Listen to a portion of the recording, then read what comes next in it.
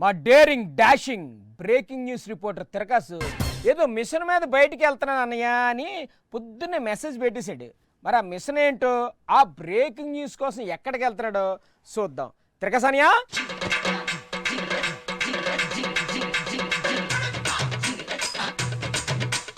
ఓయమ్మో, తిరకాసేన అడావుడిగా వెళ్ళిపోతున్నాడు. ఏం బ్రేకింగ్ న్యూస్ పెట్టుకొచ్చేస్తాడు ఏటో తలుసుకుంటుంటే నాకు ఒళ్ళు గగురు పొడి చేస్తుంది. ఇంకా ఈయన ఇంటర్వ్యూకి రాలేదా? భలే ఆకలి వస్తుంది, ఒక సమోసా అన్నా తినేసి వస్తా.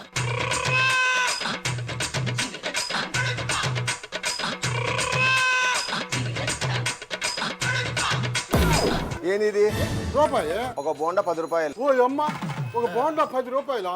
ఇదేందా ఇదా? పెద్ద దోపిడీ అయిపోయింది ఇదా. బోండా తిన్నట్టే ఉంది కానీ ఇప్పుడు టీ అన్నా తాగదాం. ఓ ఏం స్వామి, ఇక్కడ కూడా నువ్వే ఉండవా? టీ ఒక టీ ఎంత బే? 10 రూపాయలు.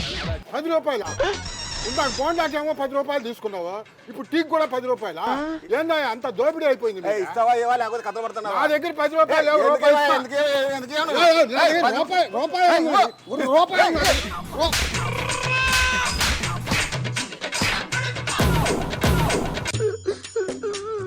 తిరకాసనియా ఏంటి అక్కడ గొడవ? అన్నా విఐపి రాకపోతే కొద్దిగా ఆకలి అవుతుంటే బోండా తినడానికి పోయానా, టీ కూడా తాగానా, అక్కడ పెద్ద గొడవ అయిపోయిందనా. అవును, ఇందాక నుంచి నేను కూడా చూస్తున్నాను. అన్నా ఒక బోండా 10 రూపాయలు అంటానా, ఒక టీ కూడా 10 రూపాయలు అంటానా, రేట్లు ఏందన్నా ఇట్లా పెంచేశారు ఇలా. మరి 10 రూపాయలు ఇచ్చావా? నేను ఎందుకు ఇస్తానన్నా?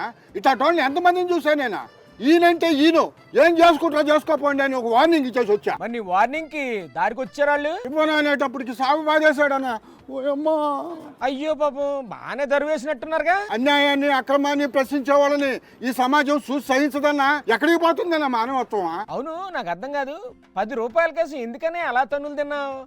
ఇప్పుడు రేట్లన్నీ బాగా పెరిగిపోయాయి, రూపాయికి ఏటి రాదు. ఈ లోకంలో ఒక రూపాయి అంటే విలువే లేదానా? రూపాయలు రూపాయే, ఇంకేంటుంటది కొత్తగా? ఊరుకోనా నువ్వా? అసలు రూపాయి విలువ ఏందో తెలుసా నీకా? అవును, రూపాయలు రూపాయే, ఏటొత్తది రూపాయికి? ఏందన్నా నువ్వు కూడా అట్టే మాట్లాడతావా? ఒక రూపాయికి 1 ఎకరం స్థలం దొరుకుతుంది తెలుసా నీకా? ఎక్కడా? ఇంకెక్కడనా? వైజాగ్లో. ఓహో, అదే మ్యాటరు. రాష్ట్ర ప్రజలందరూ చూస్తున్నారు ఈ విషయం, నాన్న కూడా చూశాను. అదేదో ఉల్ఫా కంపెనీకి ఎకరం రూపాయలు లెక్కన 60 ఎకరాలు ఇచ్చాడు కదా. ఇక్కడేమో ఈయనేమో రూపాయికి టీ రాదంటాడు, రూపాయికి బోండా రాదంటాడు. ఏందనా ఇదా? అక్కడ వాళ్ళకి కావలసిలోనికి ఎకరానికి రూపాయి చొప్పున ఇచ్చారు అంతే. అందుకే అసలు ఆ కంపెనీ ఏంది, దాన్ని ఎవరు పెట్టారు, ఎప్పుడు పెట్టారు, అసలు ఆయన ఎంత గొప్పోడు అని మన ప్రేక్షకులకి సవివరంగా చెప్పడానికి ఇంటర్వ్యూ చేయడానికి ఇక్కడికి వచ్చా. అబ్బో, అదిగో ఆయన వస్తున్నాడు, ఆయనతో మాట్లాడి మరిన్ని వివరాలు తెలుసుకునే ప్రయత్నం చేద్దాం. నమస్తే సార్, అసలు మీ కంపెనీ పేరు ఏంది సార్? ఉల్ఫా. ఉల్ఫానా? Yes. ఉల్ఫా ఏంది సార్ జఫా లాగా? సార్ అసలు మీకు అమెరికాలో ఒక సాఫ్ట్వేర్ కంపెనీ ఉందంట కదా, ఏందదే? సాఫ్ట్వేర్ కంపెనీ లేదు కానీ అండర్వేర్ కంపెనీ అయితే ఉంది. అండర్వేర్ కంపెనీనా? మీదేనా అదా? నో, అందులో నేను సేల్స్ మ్యాన్. అండర్వేర్లు లంగోటీలు అమ్ముకునే కంపెనీకి రూపాయికి 1 ఎకరా లెక్కన 60 ఎకరాలు ఎట్టిస్తారు అని అడుగుతున్నారు సార్ జనాలు. వాళ్ళు ఇచ్చారు, మేము తీసుకున్నాం. సార్ ఇంతకీ ఆ జఫా కంపెనీ ఇక్కడ ఎక్కడ పెట్టారు సార్? జఫా కాదండి, ఉల్ఫా కంపెనీ. ఉల్ఫానో ఉప్మానో, అసలు ఆ కంపెనీని మీరు ఎప్పుడు పెట్టారు? 2 నెలలు అవుతుందా పెట్టి. లోకల్గా మీ కంపెనీ ఎక్కడ పెట్టారు సార్? చూడలేదా? అదిగో ఇక్కడ ఏముంది సార్, అంతా ఖాళీగానే ఉందా? నాకేం కనిపించడం లేదా? అందుకే మాణిక్యానికి కబురు పెట్టాం. మాణిక్యమా? మాణిక్యం ఎవరు సార్? ఆయన ఏమన్నా మీ పార్ట్నరా ఏందా? కాదయ్యా, ఆయన మా తాపీ మేస్త్రి.